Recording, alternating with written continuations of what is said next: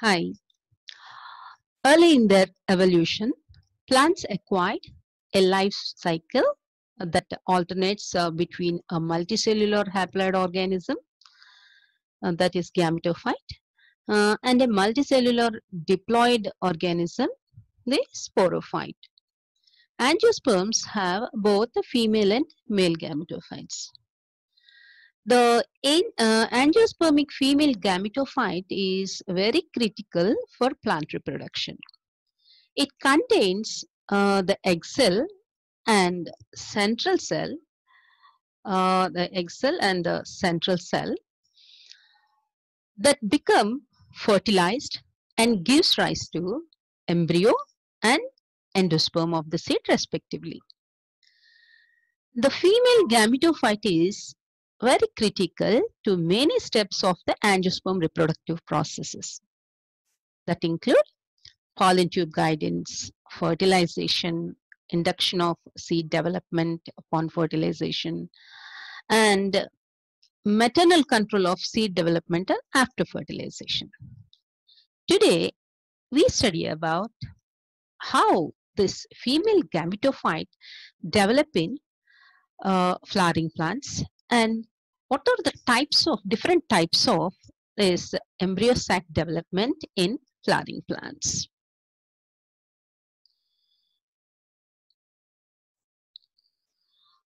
Before we move on to the development of female gametophyte, let me show you the structure of the female gametophyte or the embryo sac.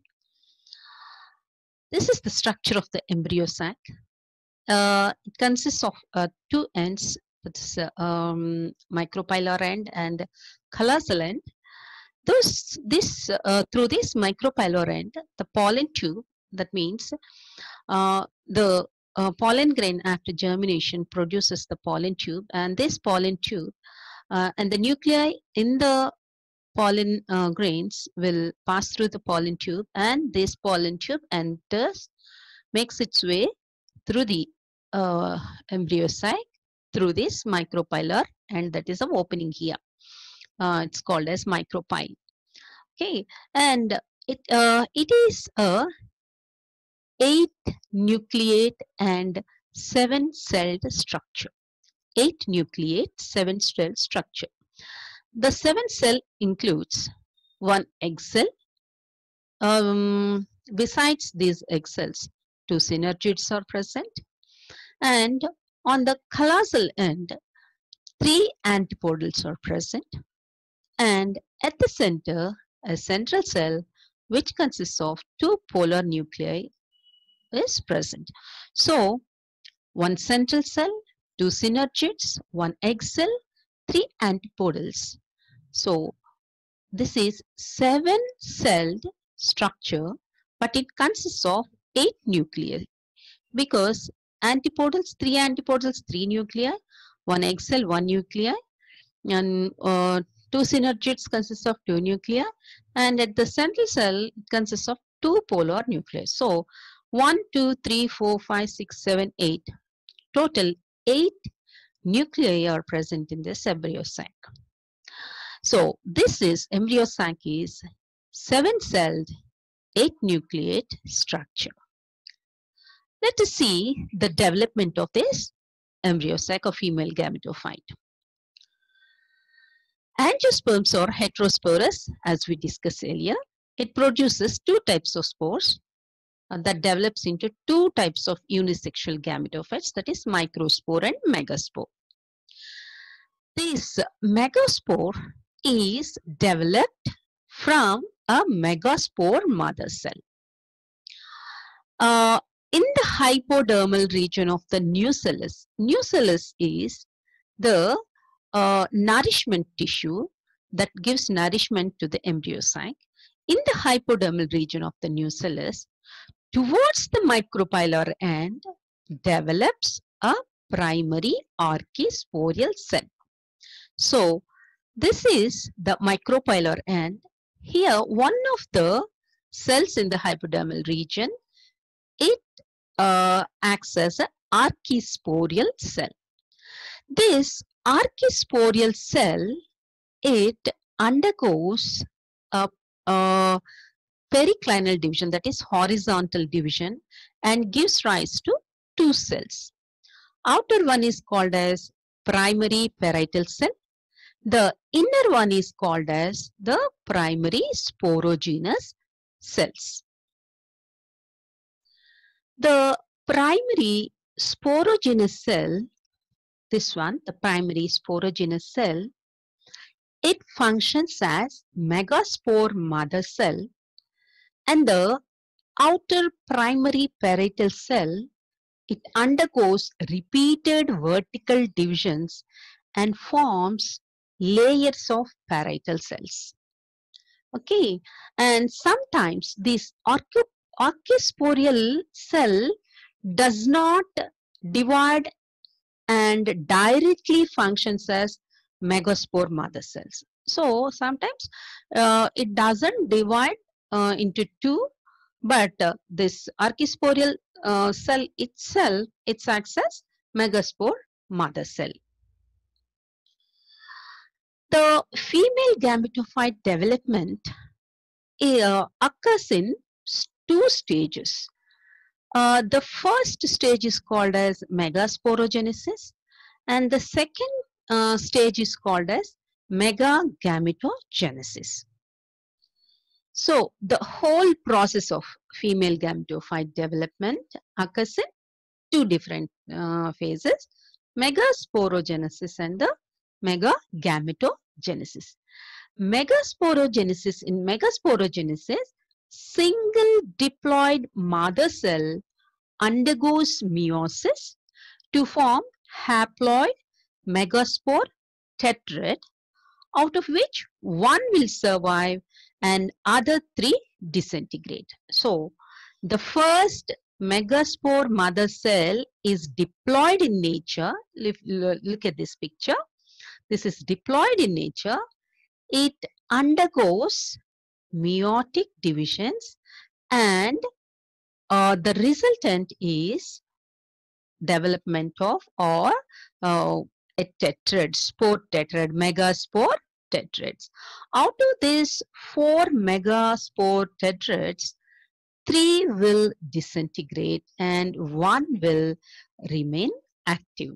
So up to here, the formation from the diploid mother megaspore mother cell, formation of one functional megaspore, the process is called as megasporogenesis. The next phase is called as megagametogenesis. It is the second phase where the functional haploid megaspore undergoes mitosis to generate 7-celled 8-nucleate gametophyte that is known as embryocyte. So here the megaspore that is formed in the megasporogenesis develops into embryocyte. So this is called as megagametogenesis. So megasporogenesis plus megagametogenesis both will lead to the formation of the 7-celled 8-nucleate embryosac, that is female gametophyte. It is of two different types, that is tenunucellate type and crassinucellate type. In tenunucellate type ovules, most of the nucellus degenerate before the embryo sac reaches maturity, whereas in crassinucleate type ovules, the nucellus expands by cell division during embryo sac development, and the mature embryo sac is covered by enlarged nucellus. So this is the difference between tenunucellate type and crassinucellate type. This tenunucellate type of development is seen in gamopetalae, whereas in crassinucellate type of ovules are seen in polypetalae. Now we will see the stepwise events in megasporogenesis. The megaspore mother cell, or you can also call it as MMC, it is a large cell that contains a dense cytoplasm and a prominent nucleus. And it undergoes meiosis, and megaspore tetrad is formed. And out of this four, tetrad means four, right? So out of this four, three degenerate and one remain functional. Up to here it is megasporogenesis. Next, in megagametogenesis, the one functional megaspore out of the four, it undergoes mitosis and develops into two nucleate embryo sac. Again, it undergoes mitosis and develops into a four nucleate embryo sac. And again, it undergoes third mitotic division and forms 8 nucleate embryo sac. This is a picturesque representation of the embryo sac development. See, this is megaspore mother cell. This is the micropylar end, and this is megaspore mother cell, which is diploid in nature. It undergoes meiosis. So MMC undergoes meiosis, and it results in 4 daughter cells. These 4 daughter cells, they arrange linearly 1, 2, 3, 4. Out of these 4, 3 will degenerate and 1 will remain functional. And this functional megaspore, it undergoes 3 mitotic divisions and produces 8 nuclei. See here, first mitotic division, it gives 2 nuclei, and which two daughter cells. They are haploid in nature. These 2 daughter cells, one moves towards the calagel end and the other moves towards the micropylar end.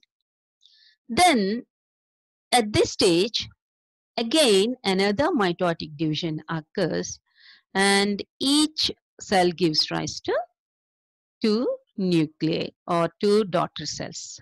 Look here. So these 2 daughter cells becomes 4 daughter cells.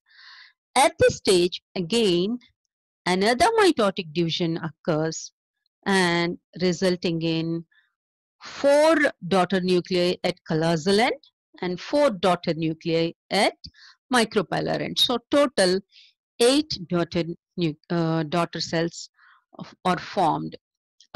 So here 8 nuclei are present.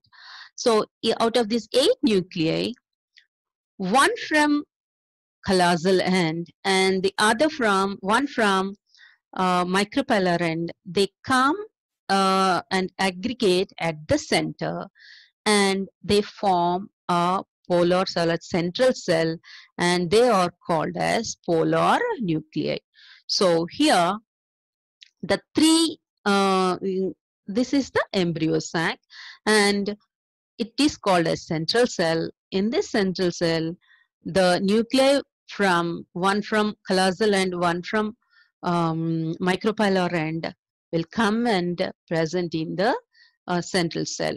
And the 3 nuclei, the 3 daughter cells present at the calazal end, they'll develop into antipodal cells, whereas the 3 present at the micropylar end, 2 becomes synergids and the central cell becomes the egg cell. Okay, this is how the megasporogenesis and megagametogenesis occur in the angiosperms.